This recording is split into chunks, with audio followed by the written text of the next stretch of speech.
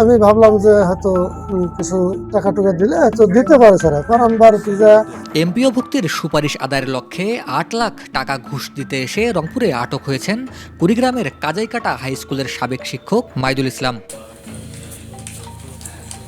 সোমবার ১৬ ফেব্রুয়ারি দুপুরে রংপুর নগরীর কাচারীবাজার এলাকায় মাধ্যমিক ও উচ্চ মাধ্যমিক আঞ্চলিক কার্যালয়ে এ ঘটনা ঘটে। পরে রংপুর মেট্রোপলিটন পুলিশের কোতোয়ালি থানা পুলিশ গিয়ে অভিযুক্তকে আটক করে থানায় নিয়ে যায়। তার বিরুদ্ধে মামলা করা হলে তাকে গ্রেফতার দেখানো হয়েছে।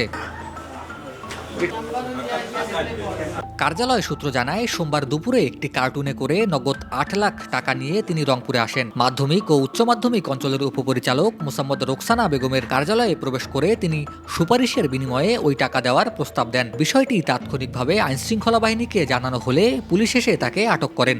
উপপরিচালক ম্যাডাম রোকসানা বেগম ম্যাডাম উনি আমাকে ফোন দেন, ফোন করে বলেন যে ওনার অফিসে একজন লোক টাকা নিয়ে আসছে, উনি টাকা সহ তাকে ধরিয়ে দিতে যাচ্ছেন। তো শুনে তাৎক্ষণিকভাবে আমি একজন অফিসার পাঠাই আমার এখানে। পরবর্তীতে আমি বিষয়টি আমার প্রধান কার্যালয়ে জানাই, জানানোর পরে আমি নিজেই এখানে দলসহ আসি। এখন এখানে উনি পুলিশের কাছে একটি জিডি করেছেন, জিডি অনুযায়ী পুলিশ ব্যবস্থা নিচ্ছে।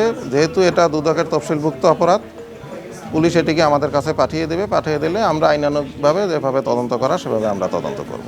অভিযুক্ত মাইদুল ইসলাম খান প্রাথমিক জিজ্ঞাসাবাদে নিজের ভুল স্বীকার করেছেন। উপস্থিত ব্যক্তিদের সামনে তিনি স্বীকার করেন যে এমপিওভুক্ত সুপারিশ পেতে ৮ লাখ টাকা ঘুষ দিতে এসেছিলেন তিনি।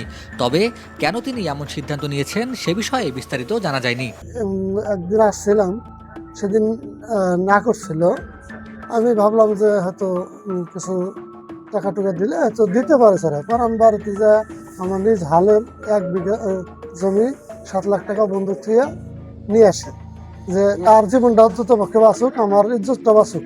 কোতোয়ালি থানা সূত্র জানায়, ঘুষ দেওয়ার অপরাধে তার বিরুদ্ধে মামলা দায়েরের কথা হয়েছে। জব্দ করা হয়েছে নগদ ৮ লাখ টাকা। তদন্ত শেষে প্রয়োজনীয় আইনি ব্যবস্থাও নেওয়া হবে। শিক্ষা সংশ্লিষ্ট মহলে এ ঘটনার চাঞ্চল্য সৃষ্টি হয়েছে। সংশ্লিষ্টরা বলছেন, এমপিও ভুক্তি একটি গুরুত্বপূর্ণ প্রশাসনিক প্রক্রিয়া। সেখানে স্বচ্ছতা ও জবাবদিহিতা অত্যন্ত জরুরি।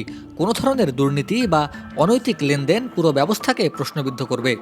যে বলতেছে যে একজন শিক্ষকের ৩ লক্ষ টাকা আর ৫ লক্ষ টাকা, আর ৩ জন কর্মচারীর ৩ লক্ষ টাকা, ৮ লক্ষ টাকা এনেছি। এই কথাটা যখন আমি দেখলাম পড়ে, তখন আমার মানে আমি কি করব আমি বুঝতে পারছিলাম না। তারপরে এখন আমি সবাই মিলে আলোচনা করে মনে করলাম যে উনি এত বড় একটা প্রস্তাব দিল, আসলে ওনার ব্যাগে কি আছে। তখন ব্যাগটা যেহেতু উনি নিয়ে আসছে, তখন ব্যাগটাতে যখন ওনারা দেখতে যাচ্ছিল, ওনার হাত হচ্ছে একটা ব্যান্ডেজ করা দেখতে যাচ্ছিলো, কিন্তু হাতটা ওনার ব্যাগটা হচ্ছে দেখাবে না। তাই আমি বললাম, আপনার ব্যাগে যদি কিছু না থাকে তাহলে আপনার এত প্রবলেম কেন দেখানো। কারণ এরা যখন জোর করে ব্যাগটা হচ্ছে ওনাকে বলল যে আপনি বের করেন কি আছে, তখন উনি বের করলো যে একটা হচ্ছে মোড়ানো একটা হচ্ছে প্যাকেট, মোড়ানো প্যাকেট। সেই প্যাকেটটাতে বলতেছে আমার বাচ্চার খেলনা আছে। ভাই এটা প্লিজ ভাই খুলিয়েন না, আমার বাচ্চার খেলনা আছে। তাই আমি বললাম, খেলনা আছে, খেলনাটা আমাদের দেখলে সমস্যা কী, কাজে আপনি খুলেন। তখন যখন খুব সবাই জেদাজিদি করলো, তখন উনি আবার প্যাকেটটা খুললো, খুলে দেখতেছি সব টাকা। উনি বলতেছে, ম্যাডাম আজকে তো আপনি হচ্ছে ব্যস্ত, আপনার সাথে পরে বিস্তারিত কথা বলবো। তাই আমি বললাম, বিস্তারিত আর কী বলবেন, কথা তো হলোই, আর কি কথা বলবেন এইটুকুর মধ্যে। ঘটনাটি এখনও তদন্তাধীন রয়েছে। আইনশৃঙ্খলা বাহিনী জানিয়েছে, প্রাপ্ত তথ্য প্রমাণের ভিত্তিতে পরবর্তী পদক্ষেপ গ্রহণ করা হবে।